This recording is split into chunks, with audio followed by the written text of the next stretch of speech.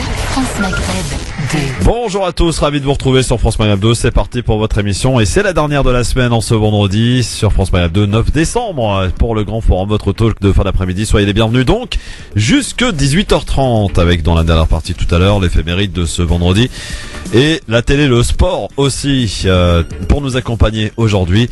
Un bon plateau garni aujourd'hui avec Maïssa Leroy. Ça faisait longtemps d'ailleurs. Salut Maïssa. Oui, bonjour. Comment bonjour ça va tout le monde. Ça va très bien, merci. Alors t'es toujours Analyste comportementale, formatrice en communication Voilà. et consultante en développement personnel. Tout ça. Ouais. Avec monsieur Karim qui fait son retour. Comment ça va Karim? Écoute, ça va. Après, Ça fait longtemps, dites donc. quelques T'as profité mois. de la présence de Maïssa pour venir. Exactement. Ouais. C'est parce que j'ai eu un petit enfant donc entre temps, donc c'est pour ça. Félicitations et Merci. bienvenue au petit Imran. Merci. Donc Bon. oui, je suis toujours chef de projet et ex-attaché parlementaire.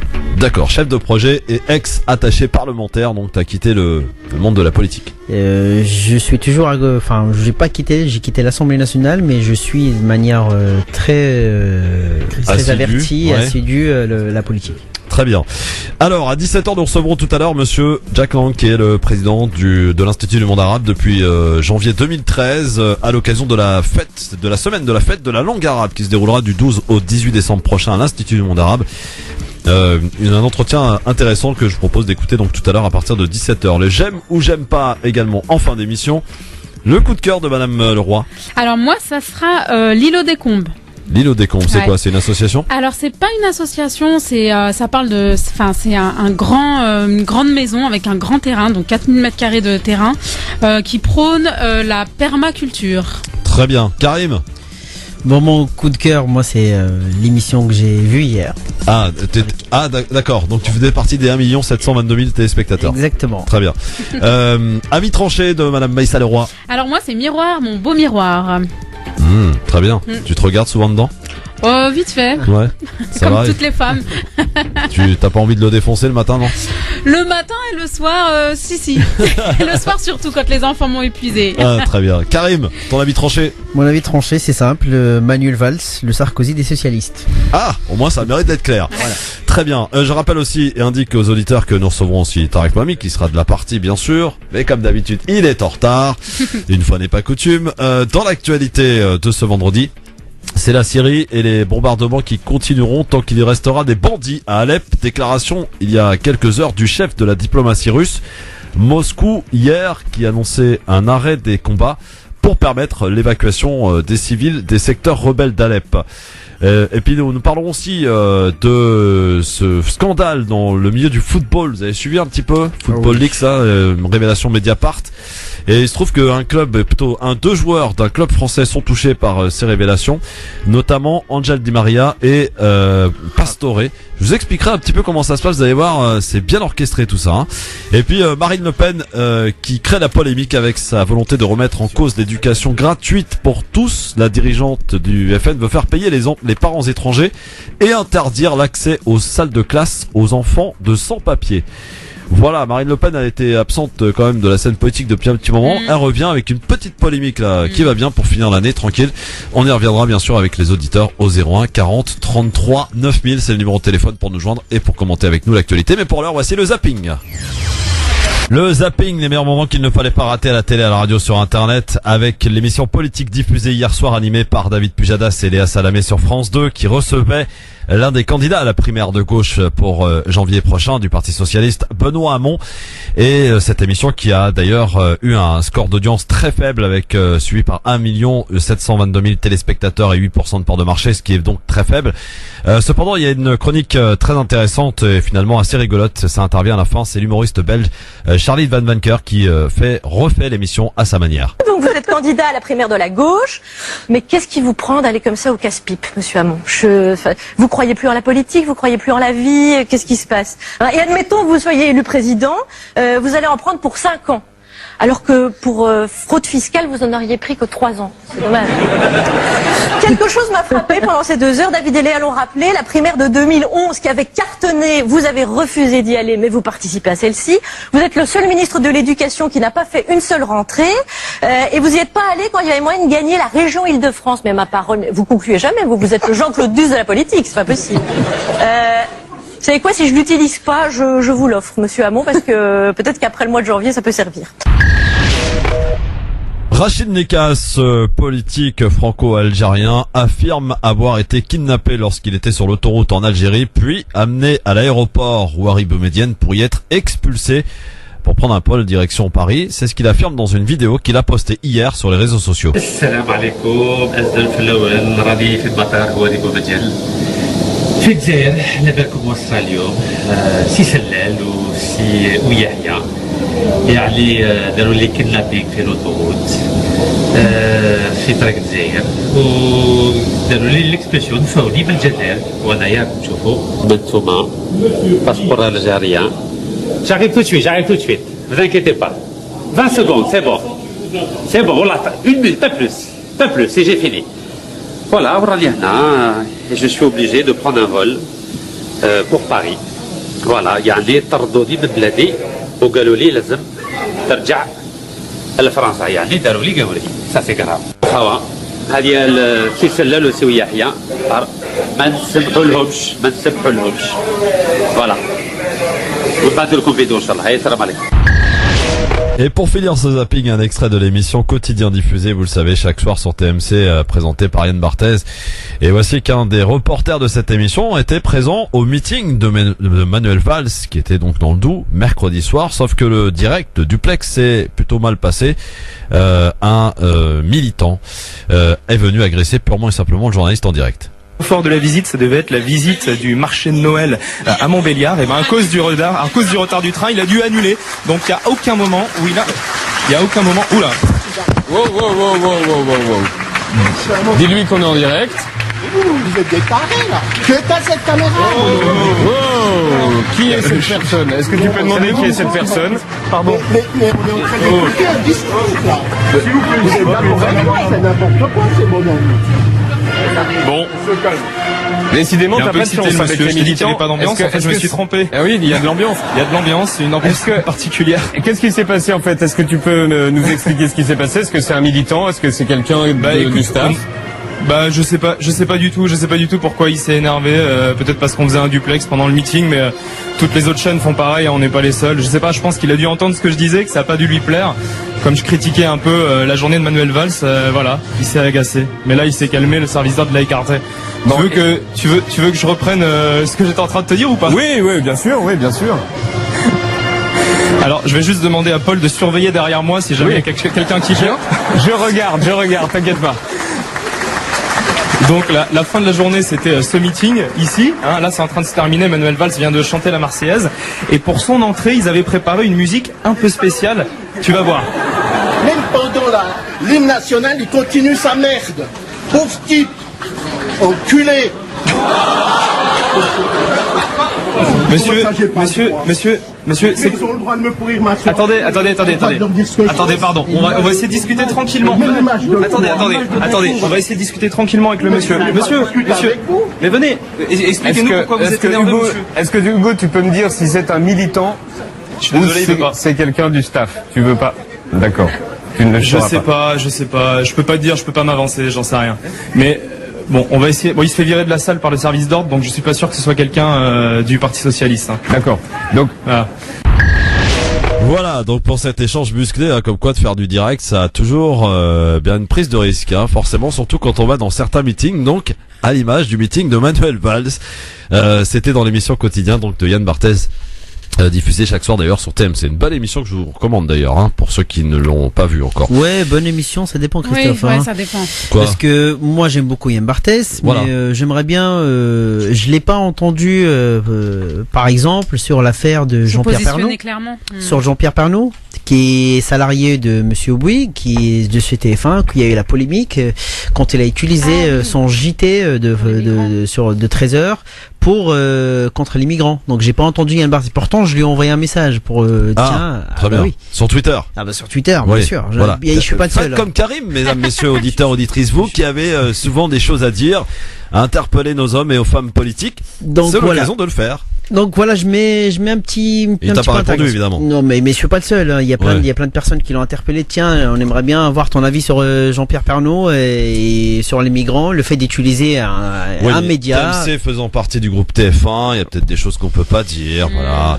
Comme nous d'ailleurs, peut-être. Hein, moi, il y a des choses que je peux pas dire ici à la radio, sur France Maghreb 2, sur les chroniqueurs, sur Tarek Mami, je ne sais pas moi. Voilà. Moi, je peux les dire. Ouais. Bon, très bien. Maïssa, sinon il y a quelque chose qui a retenu ton attention moi, dans le zapping. j'aime beaucoup Charline déjà. Ouais, je trouve qu'elle est pertinente, elle est audacieuse, intelligente, elle a très bien résumé la prestation de D'ailleurs, Bernard Fillon s'en souvient encore. Hein. Voilà, donc franchement, voilà, c'est la seule chose qui a retenu mon attention. Sinon, Rachid Nekaz, là, ça vous interpelle pas ça? Ah oui, mais en fait, je comprends Alors, il pas. affirme avoir été kidnappé lorsqu'il était sur l'autoroute en Algérie par des gendarmes des policiers qui l'ont interpellé et qui l'ont envoyé à l'aéroport direction pour lui signifier son expulsion direction Paris. Et il accuse Sellal et le président également du cabinet du président Ahmed Yahya d'être derrière cette expulsion. Donc on essaiera de le contacter, Rachid Nekaz, oui, je pense qu'il pour avoir le fin mot de l'histoire. Moi, j'attends la version des autorités algériennes. Ah.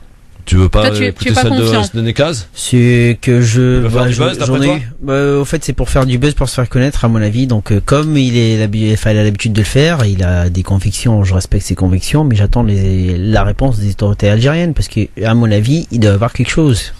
Très bien. Ça se fait Je pas rappelle comme ça, à tous les amis auditeurs auditrices que la primaire approchant à grands pas, c'est le 22 janvier prochain, qu'on a décidé donc de contacter et d'interroger tous les candidats de cette primaire de la gauche. On va tous les solliciter. Je vous tiendrai informé au jus lorsqu'il y aura des refus, parce qu'il va certainement y en avoir, Karim, hein, je vous imaginer. Ouais, je pense. Donc les auditeurs seront témoins. Voilà, je tiendrai tout le monde au courant des éventuels refus de certains candidats, en espérant quand même qu'on ait la majorité des candidats qui se présentent. On aura la totalité de la liste finale donc la semaine prochaine, puisque s'ils ont jusqu'au 15 décembre prochain pour déposer leur parrainage, leur liste. Donc on connaîtra ainsi la semaine prochaine les candidats officiels pour cette primaire, sachant que bon, visiblement sans trop de mal, on peut dire que Valls y va, que Montebourg y va et que Hamon aussi. Pour le reste, on attend.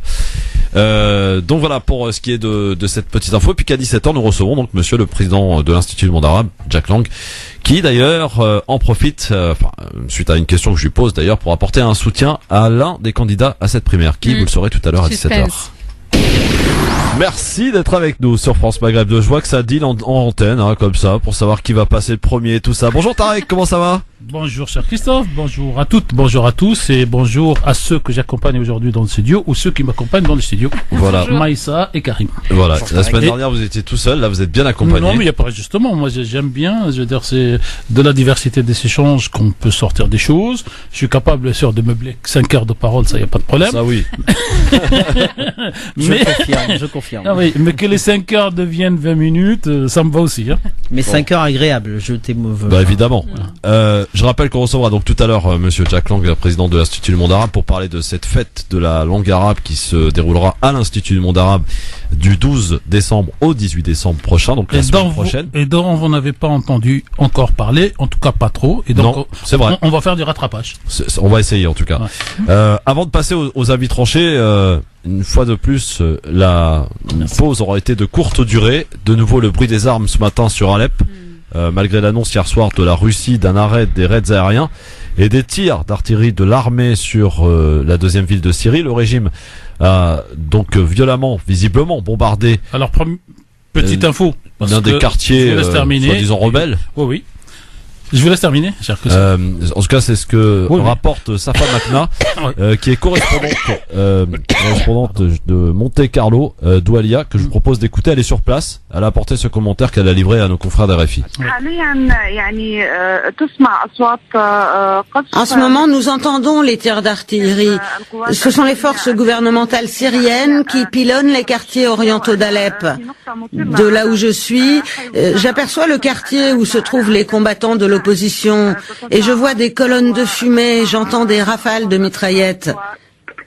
La nuit dernière a été relativement calme à Alep. Il y a eu, c'est vrai, quelques tirs sporadiques, mais rien de plus.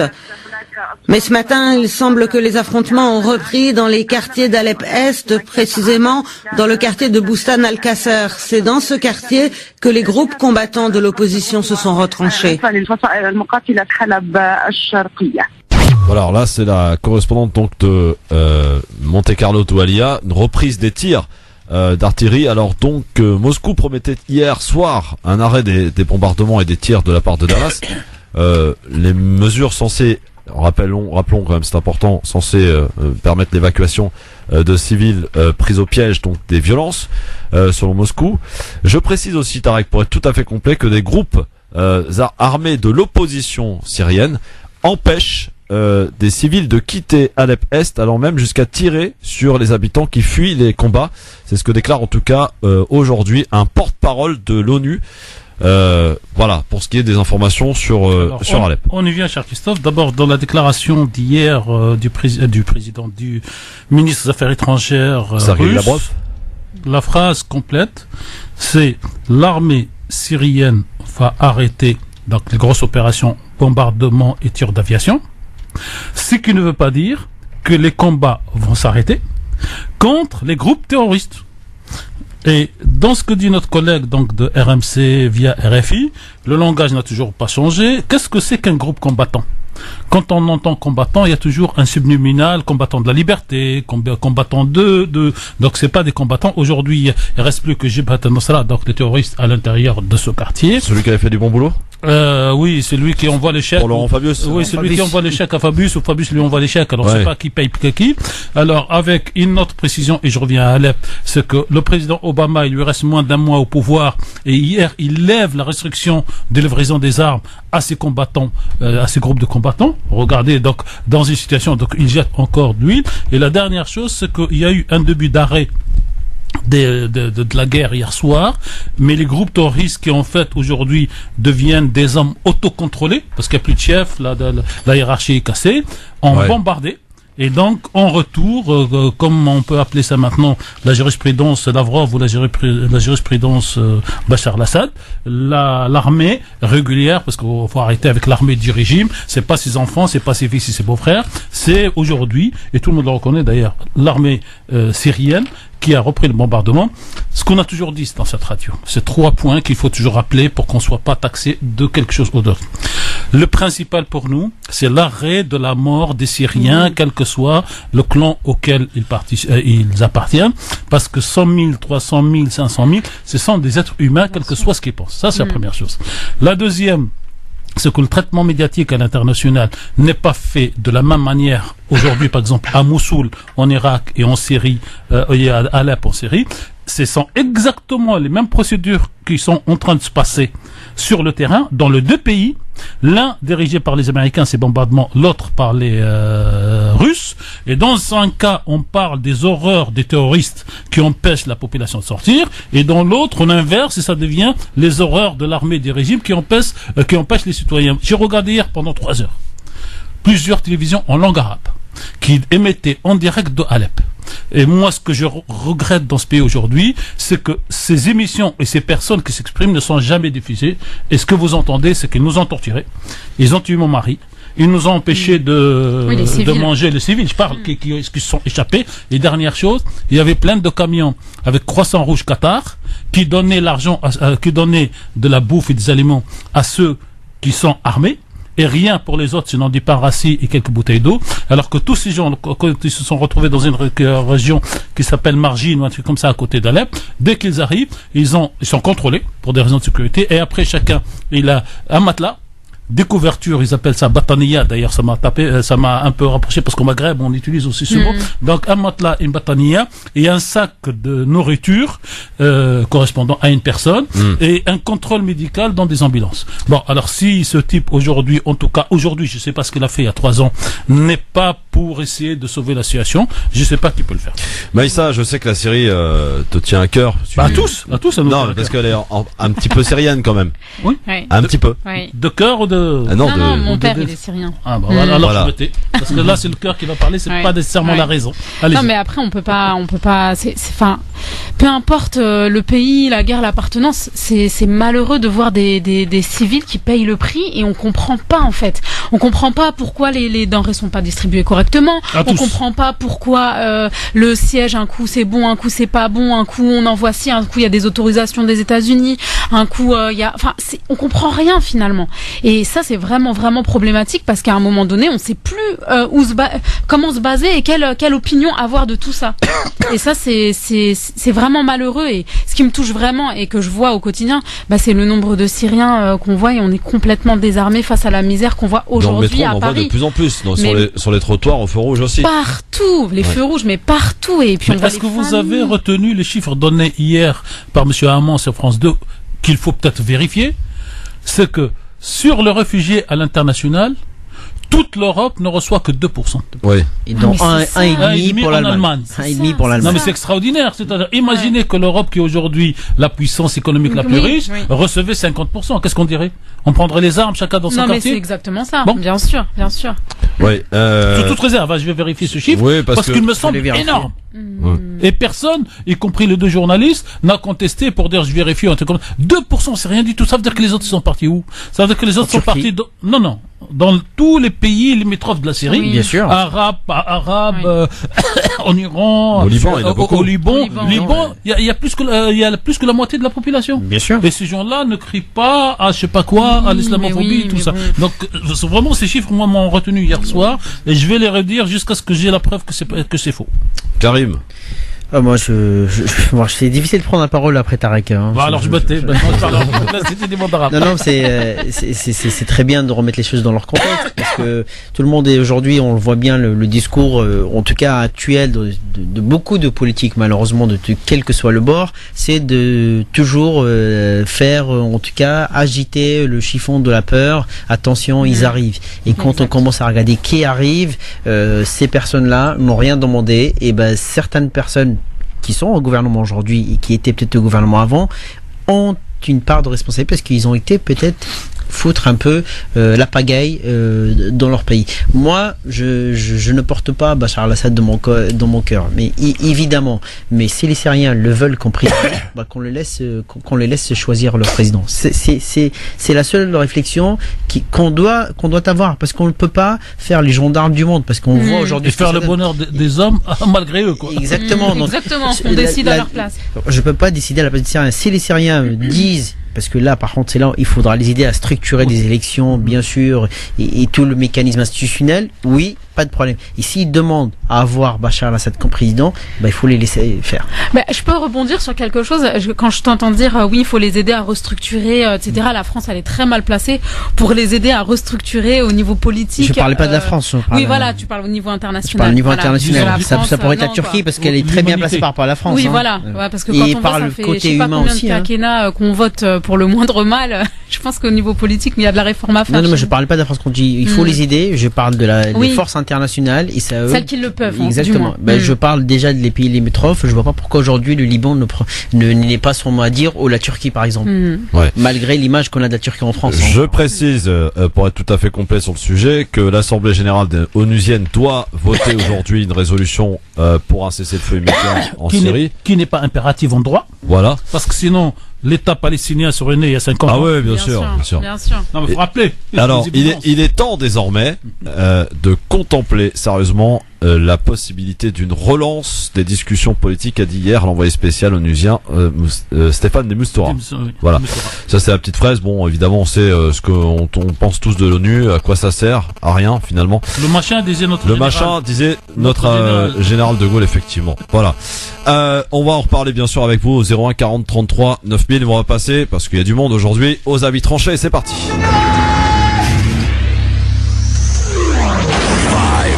4, 3, 2, 1, 0. Si on fait quoi que ce soit, c'est la mise à papier. Alors piétinez-moi, allez-y. Et Tarek, en bon gentleman qui est, disait en antenne, honneur aux dames, Bien si sûr. son avis est prêt, et il l'est prêt, donc honneur à Maïssa Leroy. Merci. Alors, miroir, mon beau miroir, dis-moi qui restera au gouvernement. Tiens, et si nous faisions de la physique, une petite leçon d'optique géométrique? Non, restez branchés. Dans une certaine mesure, une analogie toute simple peut être imagée entre l'optique géométrique et nos représentants. C'est parti. Tout d'abord, petite notion de base de cette immense branche de la physique. L'optique géométrique, pour faire simple, c'est l'étude des trajectoires des rayons lumineux dans un milieu donné. C'est bon, j'ai perdu personne? Ok. On va prendre ici le cas particulier des trajectoires lorsque les rayons rencontrent un miroir plat. Un miroir au sens physique du terme. Renvoie un rayon lumineux exactement de la même façon qu'il lui est arrivé. Tout est conservé. Les tailles, les couleurs, les distances, etc. Tu me diras, les reflets c'est cool. En général, perso, il est vrai que j'utilise tout type de reflets pour savoir à quoi je ressemble au fil de la journée. Mais quel rapport avec la politique, me direz-vous? Eh bien, j'y viens. Voyez-vous, comme dans le cas du miroir plan, si l'on veut représenter avec exactitude l'objet après réflexion sur le miroir, il faut choisir le bon miroir ou le bon candidat. Car il en existe plusieurs des miroirs en optique géométrique avec chacun une application différente. Certains miroirs dits concaves vont rétrécir les objets comme le ferait Monsieur Fillon. On se sent si petit, si pauvre, si différent, si colonisé, si partagé. D'autres miroirs dits convexes vont faire grossir la projection comme le fait si bien Marine Le Pen, avoir gros, très gros, trop gros les immigrés. Tu en as même qui retournent complètement les images. Et là, je pense à Manuel Valls. Sauf que lui, c'est sa propre image qu'il se voit retourner. Ainsi, les images peuvent être déformées. Nous ne parlerons évidemment pas de Sarkozy, qui dans tous les reflets existants, concave, convexe, difforme, divisionnaire, friterie, tout, il est dans tous les reflets. De la même façon, lorsque tu te regardes à travers le miroir des autres, celui que l'on voudrait bien te forcer à utiliser, ce n'est pas ton propre reflet, ta propre opinion qui te revient, mais celui que les autres conçoivent pour toi, puis te renvoie, ce faux miroir, celui qui voudrait te refléter, te faire représenter. Au point qu'à force d'insister, ce reflet finira par te convaincre que lui, c'est toi. Question, pourquoi vouloir ressembler à ce reflet que le monde te renvoie, si celui-ci n'est pas celui de ta propre personne, ou du moins de tes valeurs? Dernièrement, nous avons eu, à peu près 5 ans, une réalité de reflet. Quand Monsieur Hollande fit état des lieux de son quinquennat, ça faisait du bien, vraiment du bien, un vrai reflet, une vraie trajectoire, un vrai rayon d'espoir. Et je citerai et je conclurai en citant mon cher ami artiste Rachid Dassi, qui dit « La circulation alternée ». Pour faire référence à ces temps-ci, reflète bien notre politique. Elle divise la France en deux par des mesures radicales, sans ne jamais apporter une quelconque solution au problème. Waouh, grande classe, hein, Maïssa, bravo. Merci. Bravo. Merci. Tarek, réaction. Je peux faire un commentaire Bien sûr. Qui va dans tous les sens. Des fois, mieux vaut ne pas avoir de miroir pour ne pas se voir dedans. En tout cas, pour ne pas voir l'image qu'on envoie dedans. Alors, à ce propos, il y avait du temps des Grecs, je ne sais pas si c'est Sophocle ou quelqu'un d'autre, en tout cas quelqu'un qui était très brillant et qui bégayait. Et il a réglé, lui... François Bayrou. Non, à l'époque. Et il a réglé son problème de bégayement avec le miroir. Donc, il mettait des petits cailloux dans la bouche, il regardait son miroir et il faisait ses discours. Et il voyait donc les traits de sa bouche et il s'efforçait pour être beau, donc de rattraper son bégayement. Et à la fin, il est devenu l'un des plus grands orateurs grecs avec cette technique. Donc nous, je sais pas si on va... Mais le problème, c'est qu'on nous envoie trop de miroirs maintenant, donc on est obligé de prendre le nôtre. Oui, c'est ça la possibilité. Et donc, je me retrouve dans ce portrait, d'autant plus que chacun de nous, il lui est arrivé, Christophe, uniquement quand il s'agit de football à la télé et que le PSG perd, mais pour tous les autres, des fois, quand on regarde une émission à la télé, il parle de moi, et moi, je me reconnais pas dans ce qui vient d'être dit. C'est ce qu'a dit d'ailleurs, encore une fois, M. Hamon, c'est pas pour lui brosser les chaussures, mais on constate, il parlait hier d'identité de consolation dans la religion pour des gens qui ne se retrouvent pas dans l'environnement dans lequel ils vivent. Karim, il y a du niveau, hein? Ah oui, il y a du niveau, donc il faut que je le suive. Hein. Mais ça parlait du miroir. Il faut d'abord en avoir un, parce que on parlait beaucoup de miroirs. Il y a beaucoup de miroirs. Tu disais il y a beaucoup de miroirs. On sait plus où se donner la tête. Mais il faut d'abord en avoir un. Et moi, en ce moment, j'opte plutôt de ne pas me regarder dans le miroir. Ah oui. Comme dirait mon cher Tara. Ah oui. Ça peut choquer des fois. Hein. Ça peut choquer des fois, oui. Ouais. Alors, on va voir ce qu'il advient te concernant, mon cher ami Karim, puisque toi, tu vas nous parler non pas du miroir, mais de Manuel Valls, qui serait selon toi le Sarkozy de la gauche. Alors, c'est pas que selon moi, et je m'en expliquerai un peu plus tard. Mais tu peux m'arrêter à n'importe quel moment. Vous pouvez m'interpeller sur mon avis tranché. Alors, mon avis tranché, donc j'ai décidé d'en faire aujourd'hui un sujet. Manuel Valls, le Sarkozy des socialistes.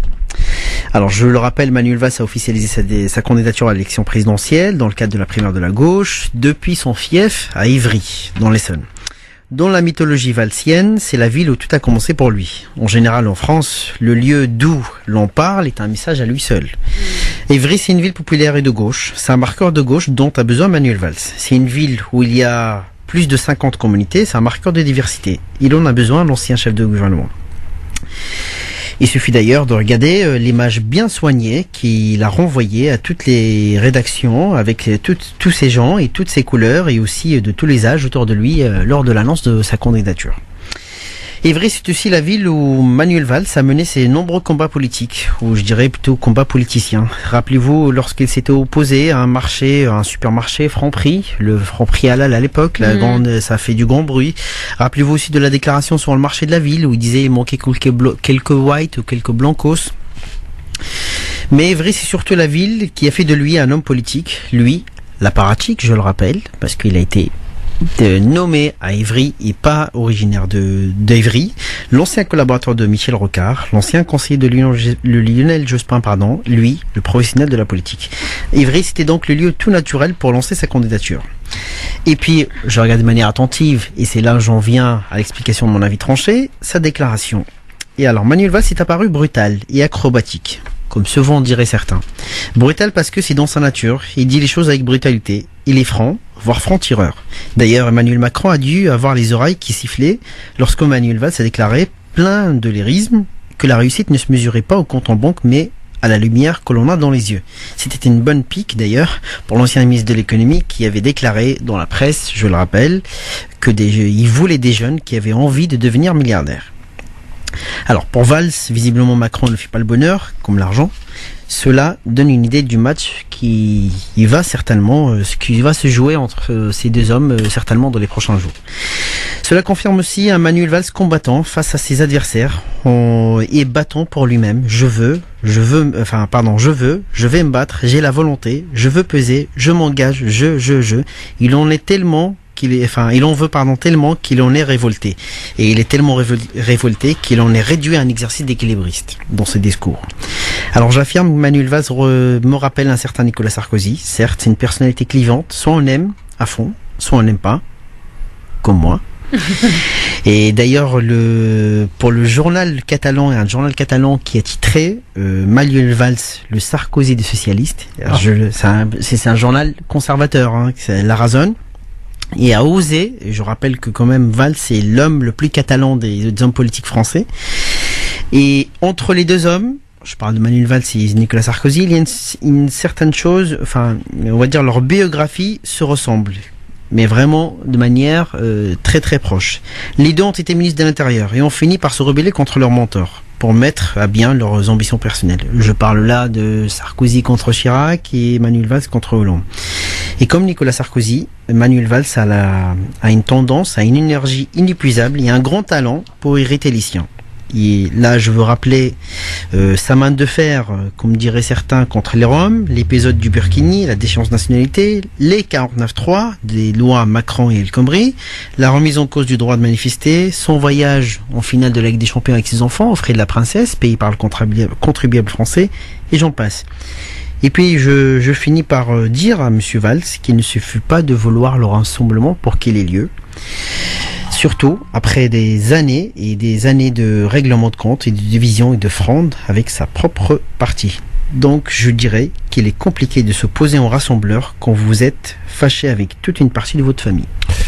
Tarek Mami, Maïssa Leroy, est-ce que Valls, selon vous, est-ce que vous partagez l'avis de Karim, Valls serait le Sarkozy de la gauche? Ah oui, bah oui, ça se voit même dans sa manière de communiquer. Hein. Il est très virulent, il est plein de véhémence et du coup il le porte quoi. Déjà c'est révélateur. On a beau avoir tous les communicants de la Terre, tous les entraînements de la Terre, tous les coachs de la Terre. Quand il communique, on sent que lui, il est pas en paix intérieure avec ce qu'il dit.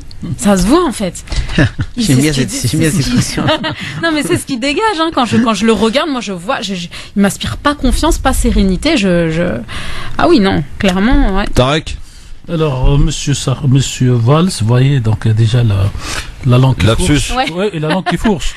Monsieur Valls, pour moi, n'est pas le Sarkozy de la gauche et du Parti socialiste.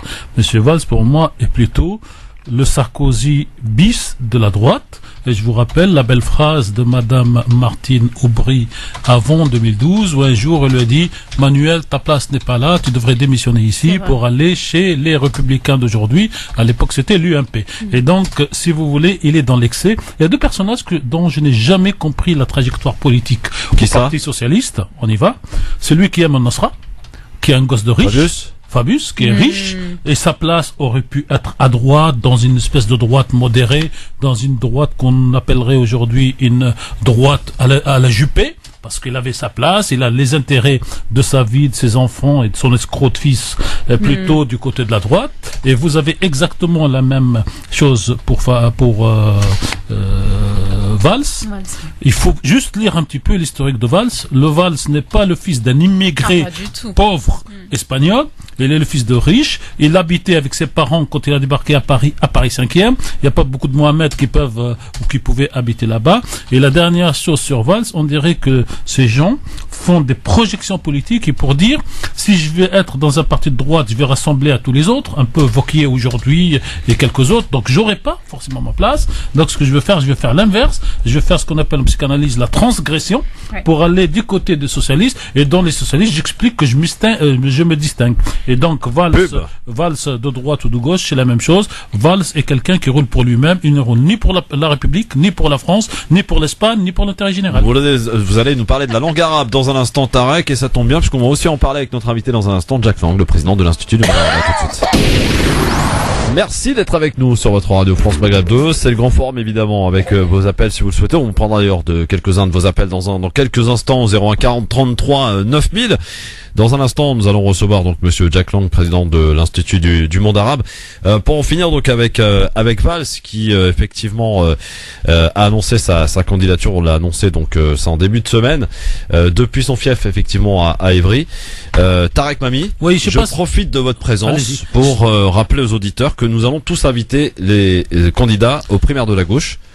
Parce que j'ai des questions, nous avons des questions à leur poser, qu'ils soient Valls, d'ailleurs, Montebourg, etc. Et je signifierai, comme en toute transparence d'ailleurs, comme le font d'ailleurs pas mal de nos collègues journalistes, les refus si toutefois il y en a. Mais tous les candidats de la gauche seront invités à la primaire et par là même après, pour la campagne, Tarek Mami, je suppose que vous me suivez sur le sujet, nous inviterons aussi tous les candidats, sauf Marine Le Pen. Ici, on ne souhaite pas lui donner la parole. En tout on cas, est d'accord avec ça, Tarek? Non, mais c'est pas parce que je parle pas que j'écoute pas et que je suis pas. Pour une fois que je vous ai pas coupé, cher Christophe, bien sûr, c'est la ligne de la radio. Voilà, donc c'est la ligne de la radio, c'est aussi ma ligne personnelle, donc ça tombe bien, ça va avec. Et a priori, donc on contactera tous ceux qui feront partie du jeu. Pour l'instant, ils sont d'ailleurs un certain nombre à vouloir se présenter à la présidentielle. Vous savez que hier, j'ai vu un chiffre de 66, c'est sérieux ça? Non, mais hier, il y a déjà Monsieur Combadélis, patron des PS, qui fait du ménage. Qui dit tout seul. Hein. C'est ça la démocratie aussi au Parti socialiste. Ah, tu te dis de gauche, tu dis socialiste, on voulait tous les faire, mais toi tu viens pas. Bon, à la fin, il peut dire juste on va laisser deux pour se battre comme des coqs, je sais pas qui et qui, et puis après on a dit voilà notre candidat. Et en même temps, il reproche à Mélenchon et à Macron de ne pas venir participer. Ouais. Il n'a pas peur, Manuel, lui a-t-il dit. Non mais oui, donc faut avoir un petit grain de tête. Donc c'est lui qui choisit le candidat qu'il voudrait voir représenter son parti. Il n'a qu'à faire un sondage interne. Bienvenue à vous et bon début de soirée, bon retour à la maison sur cette circulation alternée qui d'ailleurs ne sera pas reconduite demain. C'est terminé, c'est le dernier jour, donc c'est fini. Lundi. Ouais. Visiblement, pour le week-end, pas de reconduction de la circulation alternée, 17h, donc l'heure de retrouver notre... C'est pour faire plaisir aux commerçants, c'est parce ce que j'allais dire. La politique, l'économie, il y a plein de choses qui se rejoignent comme par hasard. Oui, mais j'ai rien dit. Hein.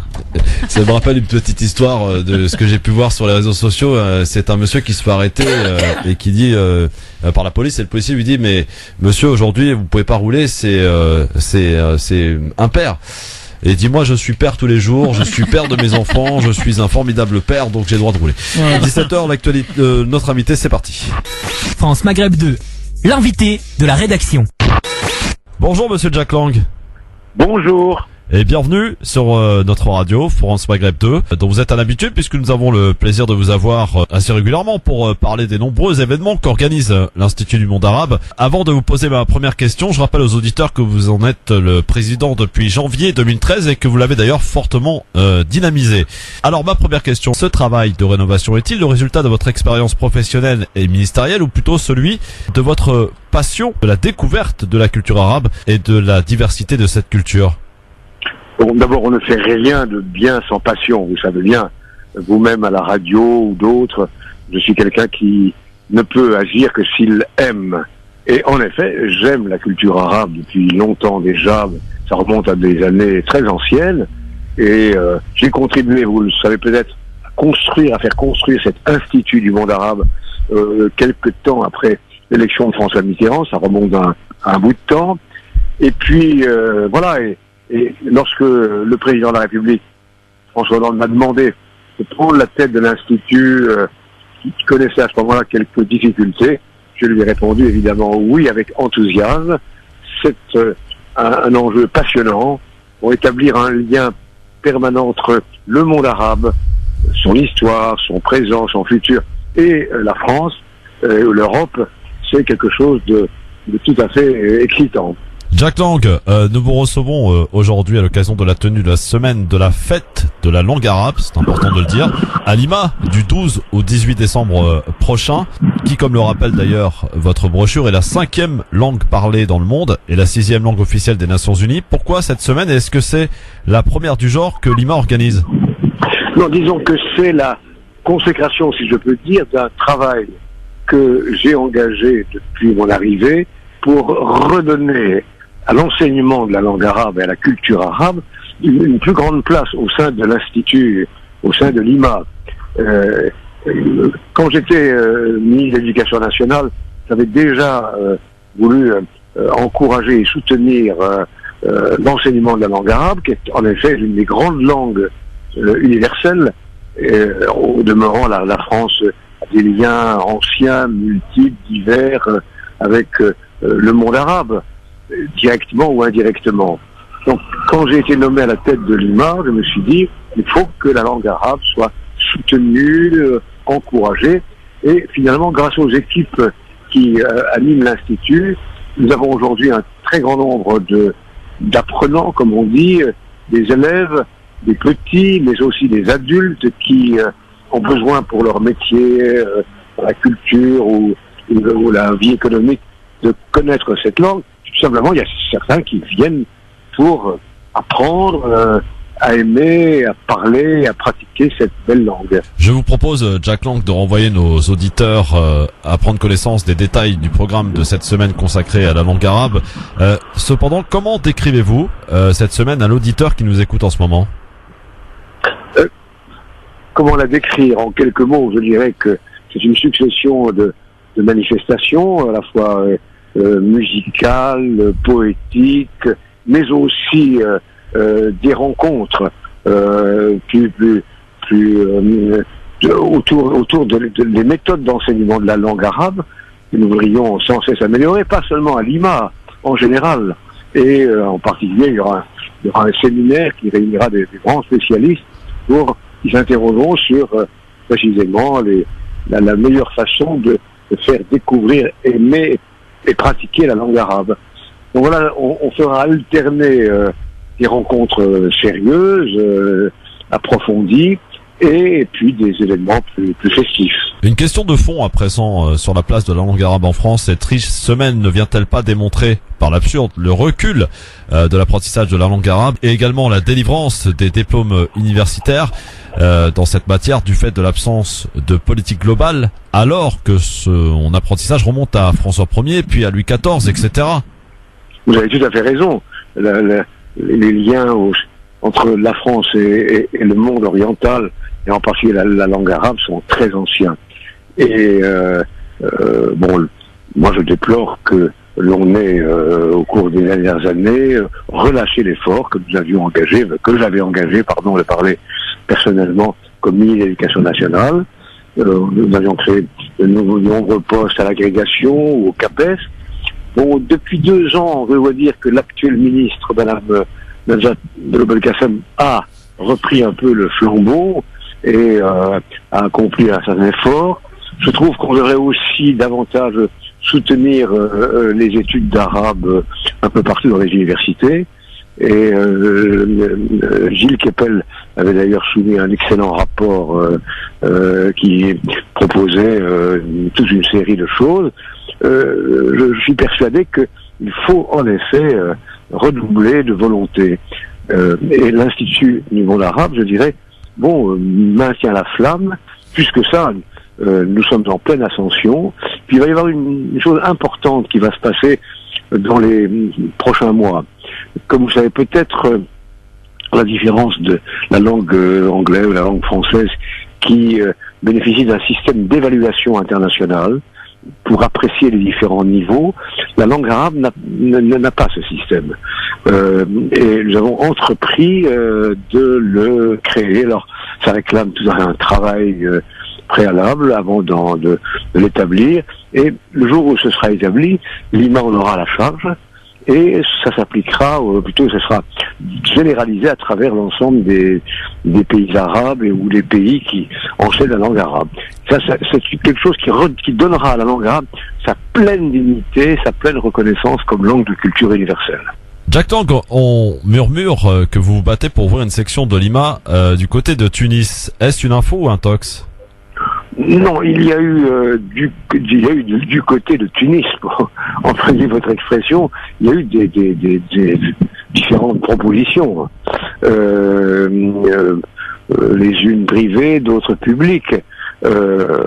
Aujourd'hui encore, certaines sont formulées, mais moi je veux aborder ce type de questions avec prudence. Je dirais que s'il y avait un IMA, entre guillemets, à Tunis, il doit être l'œuvre des Tunisiens eux-mêmes. De même que nous avons, en France même, à Tourcoing, créé un IMA qui est autonome, qui a sa propre logique, qui a sa propre équipe. De même, si un jour, à Tunis ou ailleurs, naissait une sorte d'IMA, il doit être animé par des Tunisiens principalement et ouvert aux singularités de la vie culturelle tunisienne. Mon avant-dernière question. Pour l'instant, nous en sommes loin. Oui. Mon avant-dernière question, monsieur Jack Lang, président de l'IMA. Vous en êtes d'ailleurs le président, je le rappelle, depuis janvier 2013. Est-ce que vous avez eu le temps de vous mettre à l'apprentissage ou l'acquisition de la langue arabe? Je baragouine, vous savez. Non, je n'oserais pas dire quelques mots. J'aurais trop peur d'ébrécher vos oreilles. Bon, alors vous avez encore le temps, évidemment. Ma dernière question sera plus globale et porte sur l'actualité de notre pays. Monsieur Jack Lang, vous êtes un homme politique qui n'a pas sa langue dans sa poche, qui va d'ailleurs au-delà des appartenances à un parti politique et un courant de pensée. J'espère que nous vous aurons à l'antenne pendant les primaires de gauche en janvier prochain et pendant toute la campagne présidentielle pour recueillir éventuellement vos avis ou vos éventuels coups de gueule, comme vous l'avez fait, notamment lors du débat sur la déchéance de nationalité que le président François Hollande dit aujourd'hui regretter. Tant mieux, au moins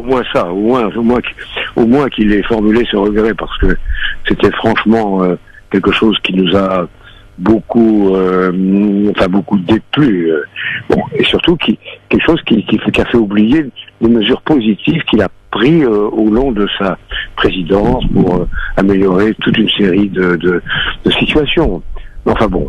Donc, je ne dis pas oublions, mais il est préférable de ne pas proposer une mesure aussi discriminatoire et injuste. Donc oui, nous vous aurons à l'antenne au mois de janvier et pendant toute la campagne pour que vous puissiez aussi donner votre avis. Vous bien m'accueillir, naturellement. Avec grand plaisir, monsieur Lang. Je ne résiste pas à vous poser la question. Est-ce que vous avez un candidat, un choix porté sur un candidat à l'occasion de cette primaire de la gauche?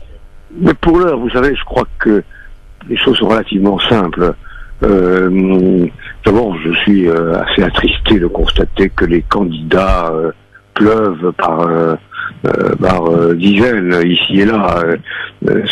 Ça tourne souvent cette question en ridicule. Quand on est candidat pour exercer une fonction, la première question qu'on devrait se poser, honnêtement, suis-je en mesure d'exercer la fonction à laquelle je prétends?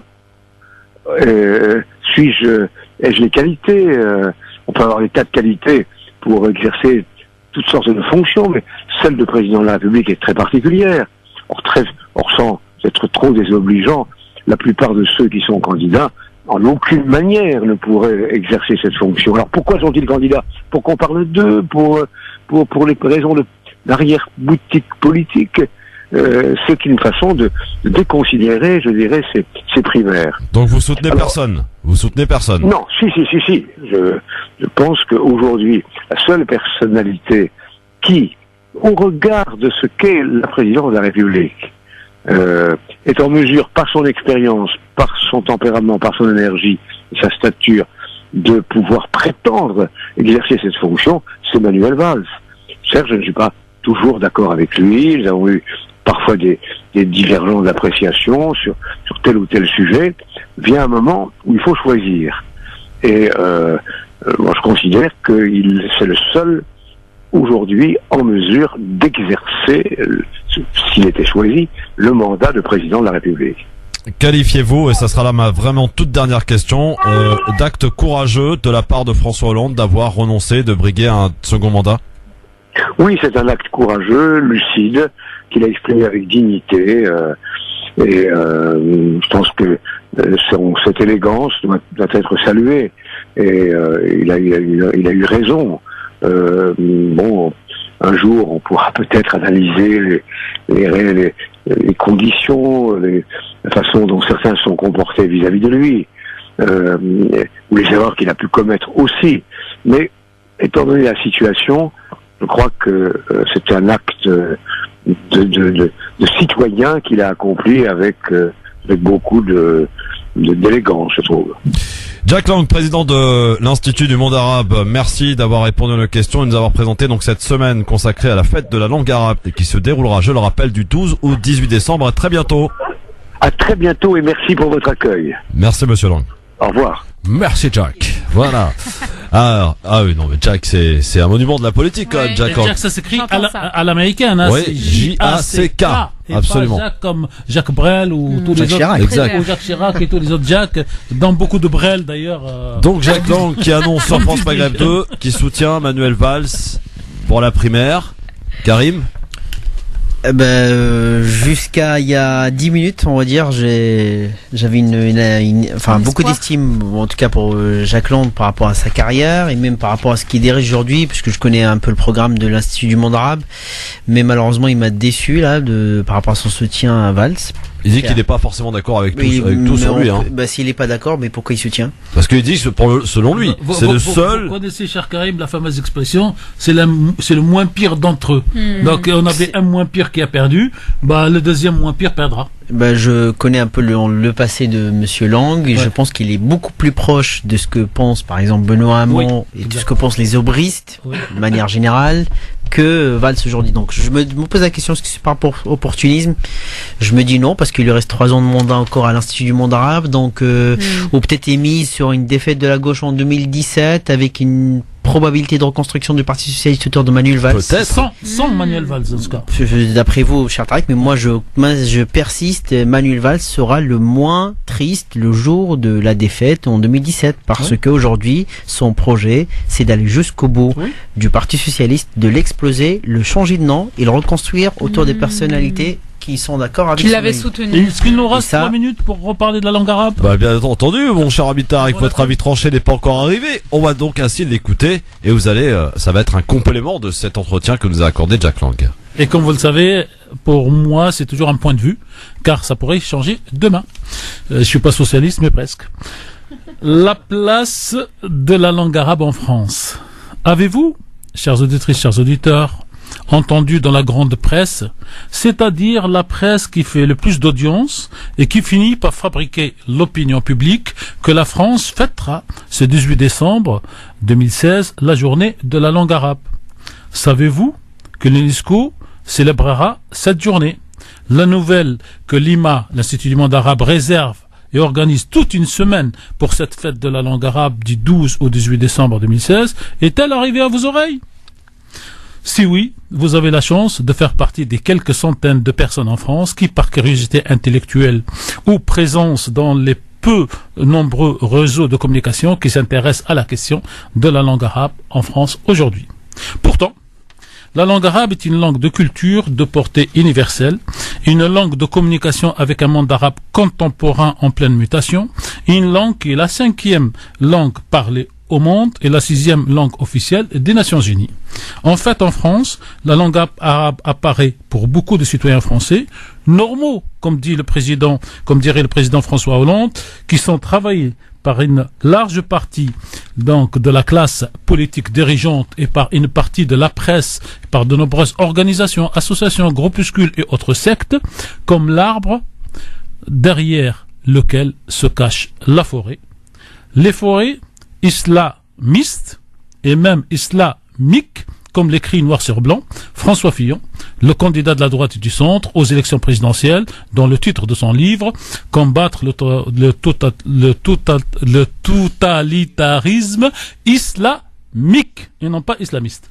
Langue dominante de production littéraire, scientifique, universitaire, de controverses et de manuels de tolérance et de publication d'œuvres à la gloire du christianisme et du judaïsme du 8e au 15e siècle, la langue arabe est passée du statut de la langue à connaître, y compris pour pouvoir faire du commerce dans la sphère de la Méditerranée et dans la sphère indo-européenne, et notamment la fameuse route de la soie, à une langue qu'il faut ignorer, délaisser, voire occulter dans les écoles, lycées et universités françaises, tout à la fois, comme si elle était une langue de la honte et une langue créatrice de violence, de meurtre et de terrorisme. Il m'arrive souvent d'être désolé que des hommes et des femmes que je respecte, admire et aime, ne connaissent pas cette belle langue et ne comprennent pas et ne goûtent pas à ses subtilités. Comme le disent et le reconnaissent d'ailleurs tous ceux qui ne sont pas nés dans cette langue et dans cette culture et qui finissent par en tomber amoureux. Tous ceux qui dénigrent cette langue, le plus souvent par racisme, xénophobie, islamophobie ou simple opposition religieuse, ratent les saveurs des textes originaux, de milliers de textes qui ont été simplement pillés par l'Occident à partir de la Renaissance occidentale, par Descartes, La Fontaine et de milliers de pseudo-précurseurs dans leur domaine. Ils ne seront jamais gré à Ibn Khaldoun, le créateur de la sociologie moderne et de la notion des cycles dans l'histoire, qui a été reprise par l'historien anglais Toynbee qui l'a fait connaître, les fables d'Ibn al-Muqaffa, devenues tout d'un coup les fables de La Fontaine, j'en passe et des meilleurs. Ils sont condamnés à lire dans d'autres langues que la langue originale le prophète de Khalil Gibran, voire, pour ceux intéressés, Hayy ibn Yaqdan, traduit par le vivant fils de vigilant ou le philosophe autodidacte, que je vous invite à lire si vous ne l'avez pas encore lu dans votre vie, devenu en Occident un simple Robinson Crusoe, vidé de sa substance, car le premier, en arabe, effectue une démarche spirituelle et philosophique pour trouver Dieu, le second devient un aventurier qui se bat pour quitter son île. Pourtant, ici et maintenant, sur notre Radio France Maghreb 2, nous prendrons un malin plaisir pour rappeler aux ignares volontaires et involontaires, aux falsificateurs de l'histoire et aux stratèges, faux stratèges, que leur pays, notre pays, la France, a des pages de gloire et de fierté dont il peut s'enorgueillir, parce que ce n'est rappelé ni par Nicolas Sarkozy, ni par François Fillon, ni par Manuel Valls, Magnolo pour les intimes, pour citer les principaux islamophobes politiques. Et il n'est pas besoin de rappeler ici les co-actionnaires de la bêtise humaine, qualifiés trop souvent à tort d'intellectuels, d'experts, alors qu'ils sont simples islamophobes. À tous ces oiseaux de mauvais augure, répétez tous derrière moi, la langue arabe voyage bien au-delà des frontières des régions géographiques dans lesquelles elle s'exprime, bien au-delà d'une religion, l'islam. La langue arabe célèbre des messes chrétiennes dans plusieurs rites, Elle est la première langue officielle dans de nombreux pays, certes, mais la deuxième langue officielle dans d'autres pays, y compris en Israël aujourd'hui. Elle s'impose même à travers la chanson dans le cinéma mondial. À ce titre, je vais faire un peu de publicité. C'est permis aujourd'hui, c'est vendredi. Pour Netflix et sa série française Marseille, écoutez la belle chanson générique Yassidi. Retenez par cœur et répétez avec moi que l'apprentissage de la langue arabe en France remonte à François Ier, puis à Louis XIV et Colbert, avec les créations successives en 1669 de l'école des jeunes des langues, en 1795 de l'école des langues orientales, dite aujourd'hui ELO, avec les changements de titre, et surtout en 1905 de l'agrégation de la langue arabe.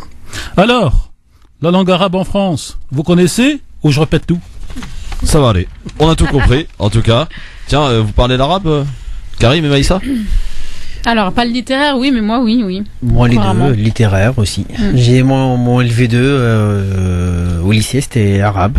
Et très bien. C'était Henri IV, d'ailleurs, c'était une française. Ma prof d'arabe, mon ancien prof d'arabe au lycée Henri IV, c'était une dame qui a passé 25 ans à enseigner de l'arabe en Syrie.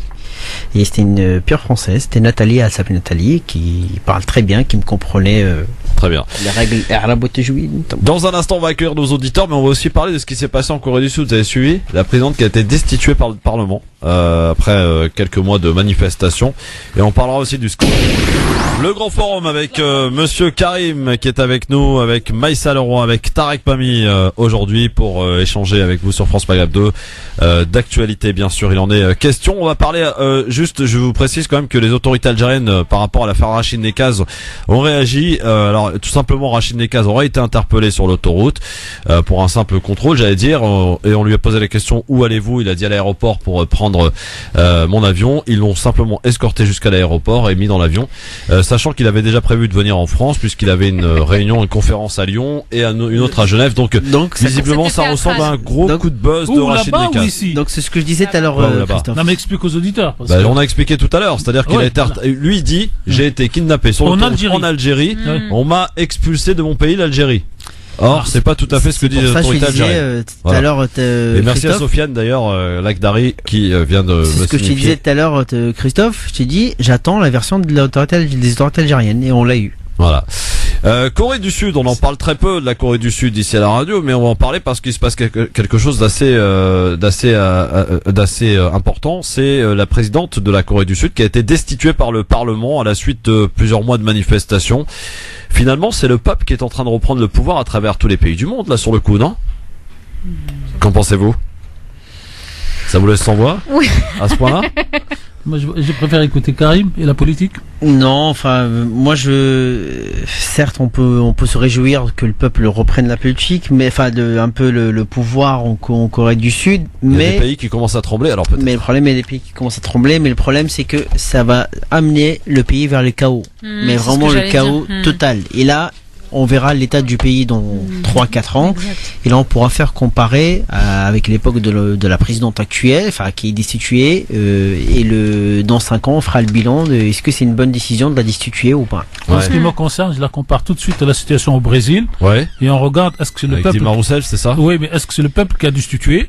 C'est-à-dire qu'il y a de la bonne volonté du peuple, beaucoup de naïveté, et surtout beaucoup de manipulation par à la fois les organes politiques, les lobbies dont parlait Karine tout à l'heure, les médias, parce que celle-là, son rôle étant terminé pour probablement des positions sur la scène mondiale, parce qu'aujourd'hui, la situation dans laquelle se retrouve le Brésil depuis la destitution de sa présidente, regardez dans quel état c'est, y compris celui qui était le premier instigateur de l'opération destituée, se retrouve aujourd'hui en prison, parce qu'il a fait ça pour gagner jusqu'au bout du système, et il y a un procureur fou, entre guillemets, qui a dit ce n'est pas parce que ce monsieur a fait quelque chose soi-disant pour régulariser la situation de notre pays contre la corruption, alors que pour la présidente, il ne s'agissait pas de corruption, mais d'une utilisation d'une ficelle pour passer le budget. Ce monsieur se retrouve en prison. C'est peut-être ça qui est intéressant.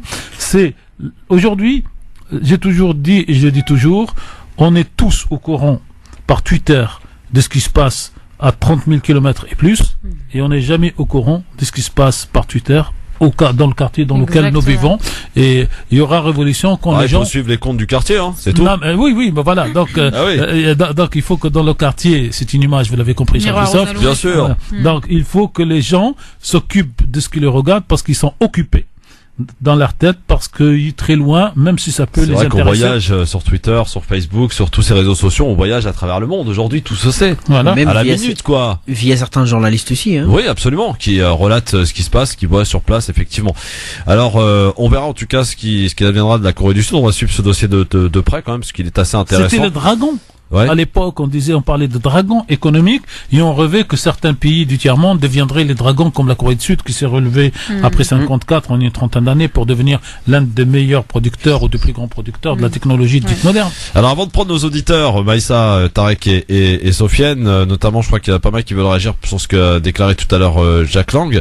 Je voulais vous parler des fuites qui continuent de faire des vagues et éclabousser des stars. Des révélations de Football Leaks via Mediapart en France mettent aujourd'hui en cause 2 joueurs du Paris Saint-Germain. Les Argentins Di Maria et Pastore n'auraient, selon ces révélations, pas déclaré l'intégralité de leurs revenus au fisc français et européen. Salariés en France, payés aux Pays-Bas, le tout net d'impôts. Les 2 joueurs argentins donc du PSG, Di Maria et Pastore, auraient donc organisé via leurs agents un parcours sans frais à leurs revenus liés aux droits à l'image. Les montants perçus sont sur les Football Leaks envoyés vers des sociétés écrans néerlandaises, puis dirigés vers d'autres entités basées cette fois dans des paradis fiscaux. Les sommes n'atteignent pas les 150 millions d'euros réclamés par le fisc espagnol à Cristiano Ronaldo.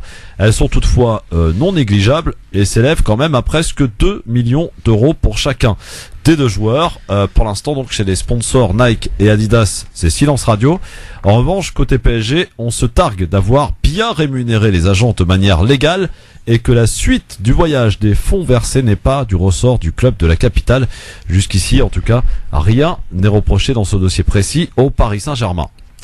Petite réaction par rapport à ces fuites qui nous font rappeler un petit peu ce qui avait été l'objet il y a quelques années sur des scandales, sur des écoutes notamment. Enfin voilà, là aujourd'hui, encore une fois, via Mediapart en France et via plusieurs médias, donc les footballeurs sont aussi des tricheurs en force avec. Je peux préciser, Christophe, tu avais dit que ce sont des salariés en France payés aux Pays-Bas. Oui. Je juste mets un bémol à ce que tu viens de dire. Ce sont des salariés avec des salaires payés en France, avec des impôts payés en France. Par contre, les droits de l'image, parce que c'est là où tout se joue en fait, et les transferts, pardon.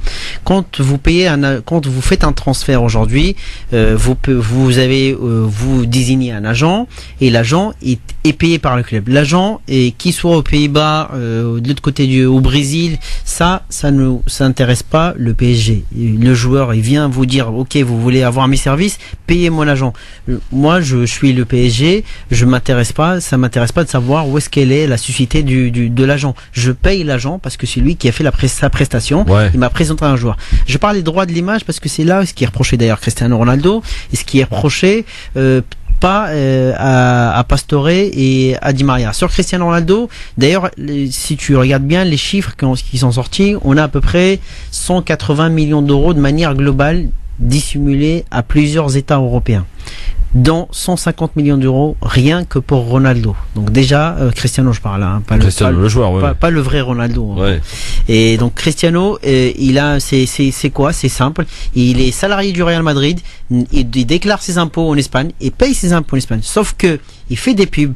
Il fait des pubs chinoises, il fait des pubs pour des boissons, il fait des pubs pour Nike. Sauf que ces droits d'image là, c'est son agent qui les détient, qui lui a créé une société, bien sûr en Angleterre, et puis qui a une société écran, ce qu'on appelle dans les îles britanniques.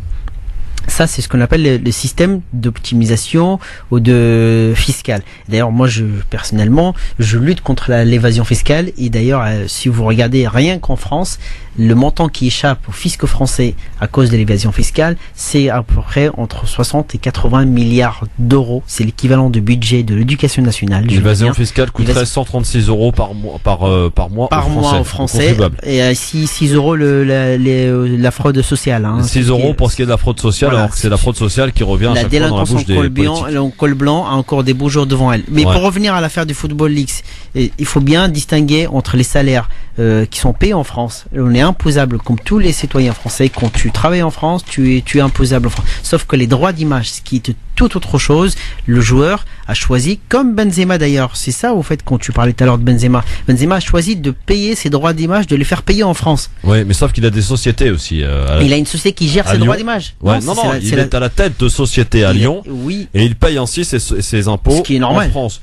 Oui, c'est normal. Et d'ailleurs, ils sont offusqués. Ils disaient mais pourquoi on me pose la question alors que c'est tout à fait normal de payer ses impôts, quoi. Christophe, il paye ses impôts personnels en Espagne bien là sûr. où il joue. Le salaire, et il paye donc ses droits d'image en France. Et il s'offusque qu'on lui pose la question pourquoi tu payes en France. Il dit parce que je suis français. Voilà. Et en fait, pour sa part, lui, il le fait dans la transparence, mais c'est surtout une réponse à Monsieur Valls.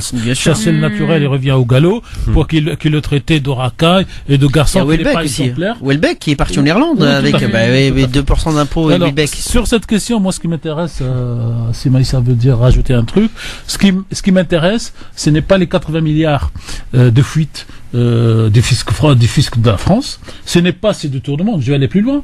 Ce que la France et tous les pays européens acceptent que Apple, les GAFA et les plus grands receveurs de recettes à l'échelle mondiale payent eux leurs impôts dans des pays dans lesquels ils ne payent pas. Donc au lieu de s'occuper, de la branche, occupez-vous de l'arbre, et si vous arrivez à abattre l'arbre et à obliger Apple, les GAFA et tous les autres à payer leurs impôts dans le pays de la consommation, vous verrez que tous les autres vont se coucher derrière parce qu'ils vont avoir peur. Mais attaquer toujours la branche et laisser l'essentiel. Je me rappelle juste d'un tweet qui passait pendant les attentats où Amazon avait fait un tweet pour marquer sa solidarité avec la France en disant nous sommes solidaires avec la France. Et il y avait quelqu'un qui a répondu pour être solidaire avec la France, comment ça payer plus d'impôts en France, et vous verrez qu'on sera très content. Vive Twitter, ça faut s'y mettre. Oui, j'y suis. Bon, très bien.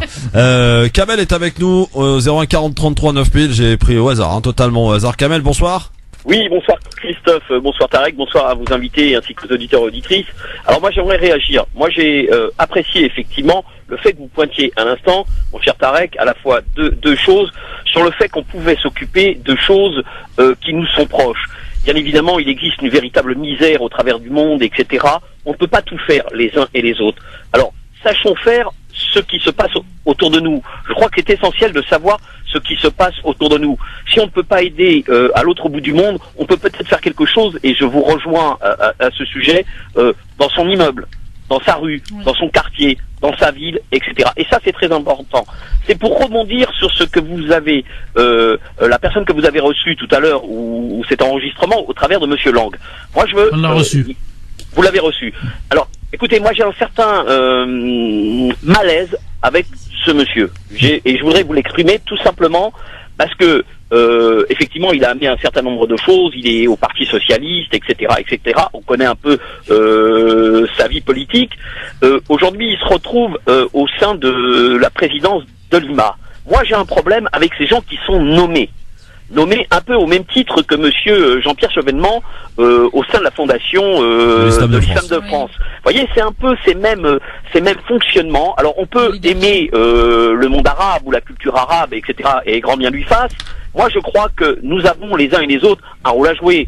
Il faut que nous cessions d'être dans cette dynamique où finalement c'est les autres qui vont toujours parler à notre place. La représentation de l'Institut du monde arabe, à mon avis, il me semble, je ne sais pas si ça va être partagé, devrait être celle d'un directeur arabe, de culture arabe, etc., au même titre que la Fondation des musulmans de France. C'est exactement ça qui se passe, puisque le statut de l'Institut du monde arabe dit que le président est français, parce que je vous rappelle que c'est la France qui finance, et que les pays arabes ne financent plus rien. Bon. Et que le directeur de l'Institut est quelqu'un issu de 22 pays. Aujourd'hui, c'est un Saoudien, donc c'est la règle. Oui, alors cette règle, justement, oui, non, mais c'est toujours pareil, mon cher Tarek. C'est effectivement, nous sommes face à une manière de faire, et c'est bien pour ça que parce qu'en France, on dit qui paye commande. Si tu me permets. Qui paye commande. Comment? Qui paye commande. Les pays arabes s'étaient engagés à payer et pendant des années, des dizaines d'années, n'ont pas payé. Ils payent quand la France leur fait un geste diplomatique. Je parle de l'Arabie Saoudite, du Qatar et d'autres. Et tous les autres ne payent pas. À certains moments, les Français ont pris la responsabilité pour dire cet institut, nous l'avons fait. Nous le finançons et c'est comme ça que ça doit marcher. Mais mon cher Tarek, est-ce qu'il n'y a pas en France des Français de culture arabe qui pourraient avoir ce poste? Je crois que si on le transposait à d'autres cultures, voire à d'autres religions, ça se passerait pas comme ça. Mais je voudrais rajouter à ça, et j'en terminerai avec cette polémique, et j'espère que d'autres auditeurs pourront c'est vous qui l'avez créé, cette polémique. Kamel, si je peux me permettre. Non, si tu permets. Ouais. Je crois que monsieur Lang a aussi... Alors je sais pas, c'est pas prouvé encore, mais effectivement ce sont des bruits et vous les connaissez, vous qui êtes journaliste. Vous parlez de l'affaire des restaurants. Il y a un certain nombre de casseroles le concernant sur ses voyages au Maroc, etc., etc. Je crois que là aussi, on pourrait s'abstenir d'avoir des gens qui traînent des casseroles à l'Institut du Monde Arabe. Ce que j'adore dans notre communauté, c'est qu'on est toujours contre. C'est extraordinaire. Et on attend toujours ce qu'ils vont faire. Si les Arabes sont pas contents de l'Institut, y compris les Arabes dont vous parlez, qui sont en France, diplômés et friqués, ils n'ont qu'à aller faire leur propre institut. Ils l'appelleraient l'Institut de ce que je veux pas, je sais pas quoi, et ils le financent, ils mettent les directeurs qui choisissent. Déjà que dans cette communauté, un CFCM, et là je vais commencer à m'énerver, qui ne sert à rien, et puis ça viendra, parce que là ça commence à... ça va venir parce que là, on est dans la courtoisie, mais on voit que ce CFCM accepte que l'on ferme la fameuse fondation de monsieur de Villepin, dont l'objet est le financement du culte. C'est-à-dire régler le problème des mosquées pour qu'on ne dise pas que l'argent vient d'étrangers. Celle-là, on l'a dissous pour créer une nouvelle fondation pour la culture. Et vous savez ce que c'est que la culture pour beaucoup de Français? C'est des soirées de danse orientale. Voilà ce que vous voulez. Vous pouvez rigoler. Ah bah c'est joli, attendez. Je te rejoins mon cher Tarek. Je partage avec toi justement ça. C'est pour ça que et la liberté que vous nous permettez d'avoir avec vous doit servir à ces réflexions et doit servir justement à organiser tout ça. Merci Kamel. Merci. Voilà pour j'ai pris au hasard donc notre ami Kamel. Tiens, on va passer maintenant au coup de cœur parce que j'aime bien là. Pour une fois, on est dans les temps, c'est parfait. On verra si on a le temps ou pas de parler de Marine Le Pen, cette polémique à 2 balles. On pourra en parler peut-être si on a le temps, mais pour l'instant on passe au coup de cœur. T'as pas de sous, tu vas pas à l'école. Le coup de cœur. Exactement, c'est un peu ça. Alors, ma chère Maïssa, ton coup de cœur, on t'écoute. Alors, moi je voudrais parler de l'îlot des Combes. Donc l'îlot des Combes, c'est une grande ferme, 4000 m² de permaculture en fait, qui permet finalement donc de développer la biodiversité, d'enrichir les sols, d'embellir les paysages, de nourrir les êtres humains et les animaux, de favoriser la pollinisation et de faire la préservation des abeilles. Donc en fait, l'îlot des Combes, c'est quoi? C'est chaque jour, grâce à l'aide de milliers de bénévoles et de donateurs, qui participent à des chantiers participatifs pour rénover l'endroit, pour retourner la terre, etc. C'est vraiment participatif, écologique, solidaire, etc. Et en ce moment, ils sont en train de faire une collecte justement sur le site internet KissKissBankBank. Donc voilà, pour récolter des dons et justement aider ce projet à proliférer et surtout à perdurer. Ça fait quand même 2 ans qu'ils font ça grâce à l'aide des donateurs. Donc c'est l'îlot des Combes, ça se trouve dans la région lyonnaise. Et voilà. Très bien. Eh ben, rappelle-nous le site là, il est chelou ce site. C'est la banque. KissKissBankBank. KissKissBankBank. Plantons une forêt nourricière. Ah, ça peut être très marrant ça. L'îlot des Combes. On peut s'amuser un petit peu. C'est embrasser les banques quoi. Ouais, voilà. Moi j'aime pas les banques. Tarek, avez-vous un coup de cœur, cher ami? Je l'ai, mais je l'ai pas demandé, donc c'est trop tard de le demander.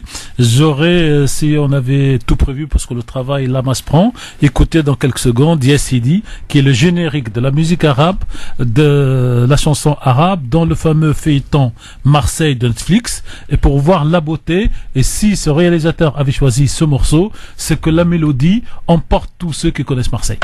Très bien.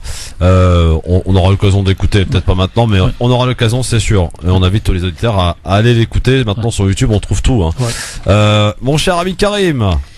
Alors moi, mon coup de cœur, c'est vrai que je l'ai pas préparé, mais je voudrais revenir sur ce que j'ai vu hier soir. C'est l'émission de France 2, l'émission politique de Pujadas. Attends les chiffres, Christophe. Ah, oui, 1 722 000 téléspectateurs, 8% de part de marché. Alors, je sais qu'il va rappeler que c'est le pire score d'une émission Pas politique. sûr que ce soit le pire, Non, c'est pas mais le fait pire, partir des moins bonnes en tout cas. En tout cas, dans le sondage, il a été donné meilleur que Montebourg et une adhésion importante chez les gens de gauche. Et en tout cas, il suscite beaucoup de gens ne le connaissaient pas. Moi, je le connaissais un peu plus, on va dire, pour l'avoir côtoyé. Je le trouvais courageux sur du sujet bien avant l'émission d'hier, mais l'émission d'hier m'a confirmé certaines choses. Il a surtout remis en place le Gilles Kepel. Évidemment, avec des arguments extraordinaires. Il a contredit de manière très argumentée, malgré le respect qu'il y avait entre les deux hommes, Gilles Kepel sur les sujets de l'identité nationale, le terrorisme, notamment la manière dont traiter les retours des terroristes, ceux qui ont combattu. Il a bien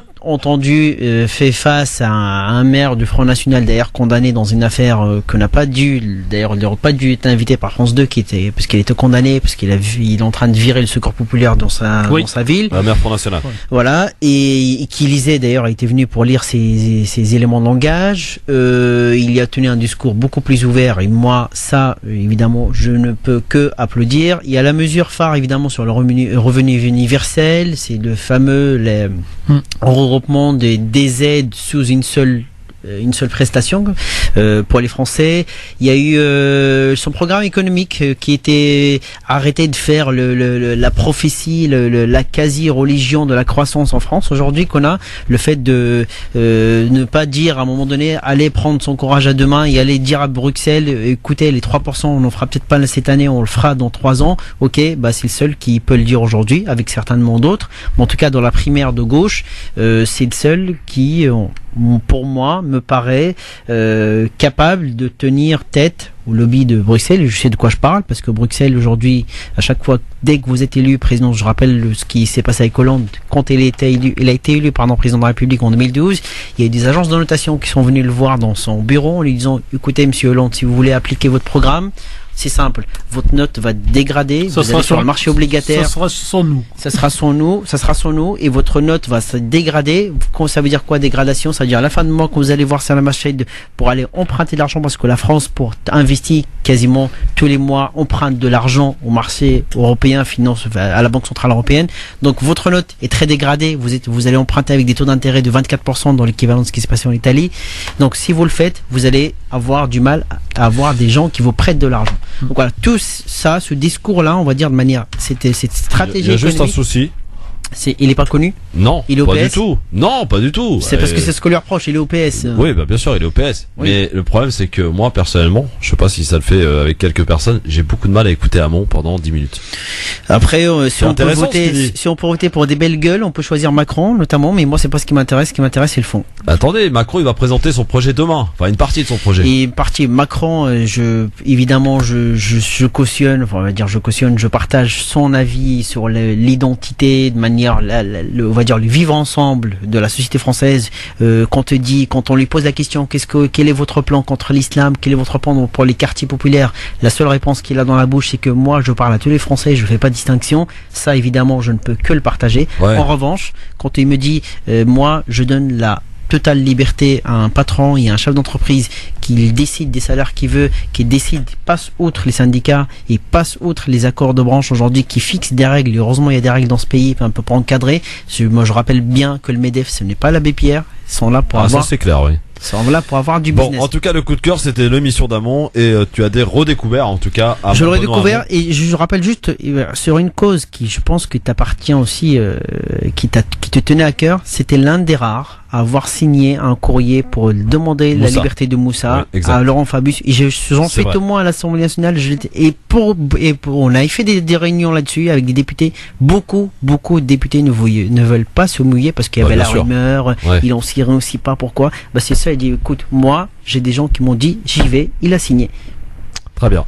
Et un peu de courage aussi en politique de temps en temps. Dans un instant, le j'aime ou j'aime pas, il est bien fourni aujourd'hui. À tout de suite. Le grand forum sur France Maghreb 2, on est à l'heure, c'est formidable. Merci d'être avec nous, avec Maïssa Leroy, avec Tarek Mami, avec Karim. Bien sûr, Tarek, Karim, voilà, on est en direct, c'est parti. Et on est pour le j'aime ou j'aime pas. Ah, je kiffe ce moment. Tarek qui adore Twitter et Facebook, hein, évidemment, est un grand fan donc de ce j'aime ou j'aime pas, avec des petites informations j'aime pas, ou on peut dire aussi je m'en fous. L'ancienne ministre Michèle Alliot-Marie se déclare candidate à l'élection présidentielle. Elle y va toute seule. J'adore. J'aime. Pourquoi? Vas-y, Tarek, je te laisse. Moi, je vais vous dire pourquoi. Ça veut dire que les notions de primaire, en tout cas à droite, n'est pas quelque chose qui a été digéré par l'ensemble du parti quand ça s'est décidé. C'est Sarkozy qui l'a décidé parce qu'il pensait avoir le vent en poupe, et donc c'était une manière de couper court à tout débat pour leur montrer qu'il est le meilleur d'entre eux. Alors qu'à gauche, cette décision a été mûrement réfléchie, amenée par Montebourg et Hamon d'ailleurs, contre Hollande au début, avec Aubry à la fin, et c'était une démarche plutôt socialiste entre guillemets, c'est-à-dire partageons ce qu'il y a pour se mettre d'accord après. Maïssa? Rien à dire. Très bien. Alors que la France... moi j'ai pas dit pourquoi moi. Pourquoi? J'ai dit pourquoi parce que justement c'est pas déjà au-delà de petites combines du parti les Républicains anciens UMP. Moi c'est plutôt qu'elle vient rappeler à François Fillon qu'il y a des choses qu'on ne doit pas toucher. Ça s'appelle la politique sociale française. Le gaullisme social, ça existe et c'est très bien qu'elle le porte. Très bien. Alors que la France a tenté une nouvelle rencontre à Paris entre Abbas et Netanyahou, voici que ce dernier a dit non. Je ne viendrai pas discuter avec Abbas et certainement pas à Paris. Parce que la France, elle a oublié qu'elle n'existe plus. Donc, j'aime que quelqu'un rappelle à la France sa situation à l'international. Ah, bien joué. Maïssa? D'accord. D'accord. Je Karim? Je suis dubitatif, je sais pas si je vais dire, peut-être je vais dire allez, je me lance. J'aime pour la simple et bonne raison, c'est encore une fois quelqu'un qui contredit Valls parce que c'était une promesse de Valls. La Fondation de l'Islam de France a tenu son premier conseil d'administration. Ils se sont réunis en effet autour de Jean-Pierre Chevènement et ça s'est placé où? À l'Assemblée nationale. J'aime ou j'aime pas? Ça doit être dans la toute petite salle de l'Assemblée nationale dans laquelle France Marie Hebdo avait ses studios quand il n'y avait pas tous ces éléments de direct, parce que ça s'appelle une réunion en catimini. Voilà. La presse a été informée? Non, on reçoit. Donc ce ne sont pas des décideurs, et comme je l'ai dit, le CFCM, on va en parler l'année prochaine, ce ne sont pas des décideurs, c'est des suiveurs, et les suiveurs ne font pas l'actualité. Moi, j'aime pas du tout. Pas du tout. Ouais. Le CSM a pas à exister normalement. Enfin, doit pas être dirigé par des personnes qui connaissent rien du tout à l'islam, qui sont pas là pour défendre l'intégration en fait à la communauté musulmane en France. En fait, ils sont là juste pour contrôler, vérifier, voir et marionnetter, on va dire, la communauté musulmane. Donc, et du coup, moi, je vais proposer au CRIF de faire sa prochaine réunion à l'Assemblée nationale, puisque lui aussi, il a pas de locaux. Et qu'il cherche un endroit où s'asseoir. Ah bon, ils n'ont pas de locaux, le CRIF? Non, mais comme le CFCM, il n'a pas de locaux. Pourquoi sinon il ferait à l'Assemblée? Bon, Karim, t'aimes pas? Non, j'aime pas du tout. C'est pour la simple et bonne raison, nous sommes un pays laïque et j'aimerais pas qu'une religion demain, ou pour préparer l'avenir d'une religion, de l'avenir des citoyens qui ont une religion aujourd'hui à l'Assemblée nationale. Il me reste 3 infos, il faut aller vite. Un parlementaire danois, ça ne s'invente pas, suggère de tirer sur les migrants en pleine mer. Je l'ai entendu celui-là. Mon Dieu. Ouais. J'aime pas du tout. Elle a raison à condition que l'inverse. Non mais à condition que l'inverse soit possible aussi. Oui. Ah, oui. Que ceux qui arrivent sur la mer et qui voient les mecs, ils commencent par tirer dessus.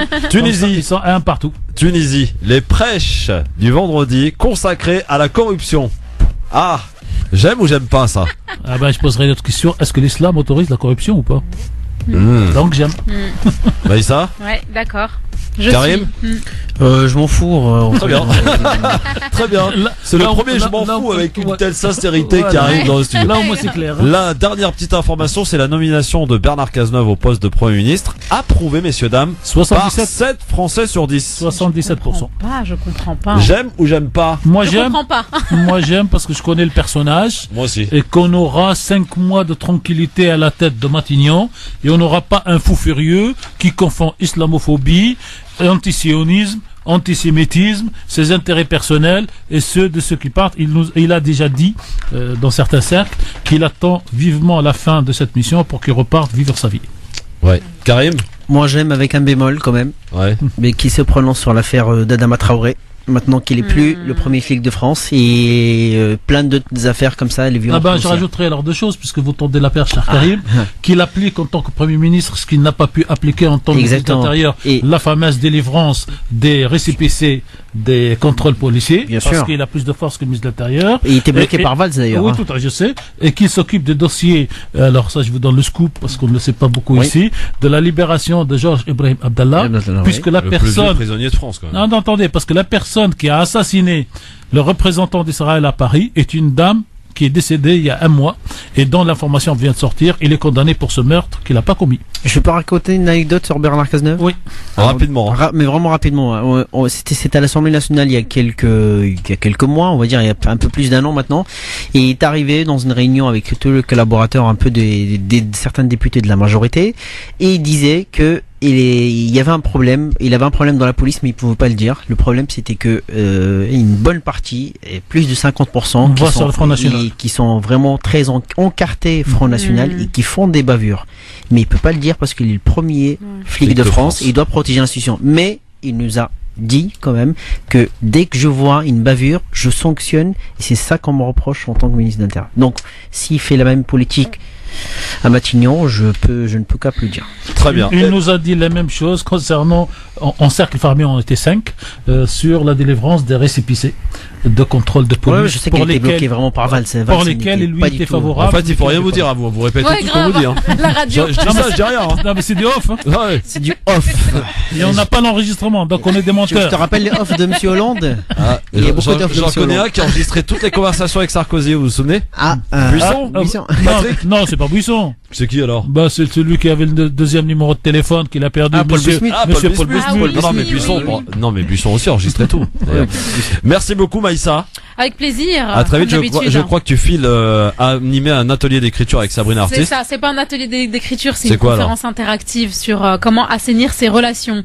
Ah, c'est très intéressant. Ouais. Bon. Il y en a qui ont besoin. Ah oui, oui, oui. Ah oui, on pourrait lui envoyer quelques personnes qu'on connaît, oui, absolument. Ah ben, Amand, Je prends.